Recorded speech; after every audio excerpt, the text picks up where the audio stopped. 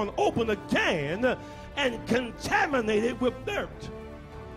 Furthermore, with each respiration, the painful scourging wounds would be scraped against the rough wood of the stripes. Jesus is nailed to these thick wooden planks.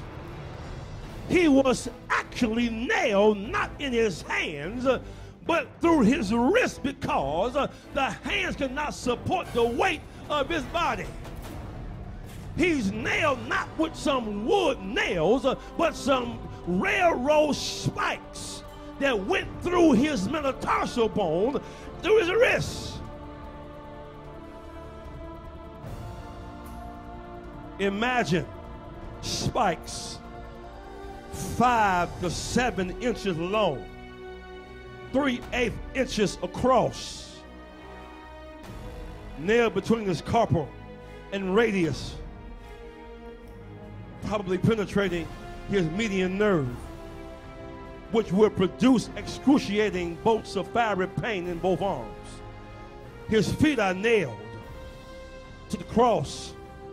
When his legs could not hold the weight, the diaphragm would constrict in such a way that breathing was virtually impossible. Survival ranged from 3 or 4 hours to 3 or 4 days. Insects would come and bite at the open wounds in the eyes, the ears, and the nose. Birds would pick away at the dying person. The corpse would sometimes lay there for animals to devour. Can you see it? It was if we were there. Can you see it?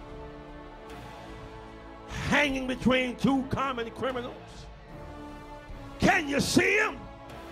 Suffering for you, being beaten for you, taking every sin of yours and mine on his shoulder.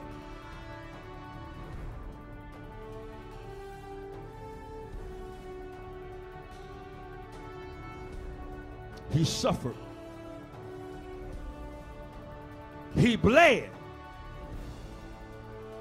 He died. I got good news for you.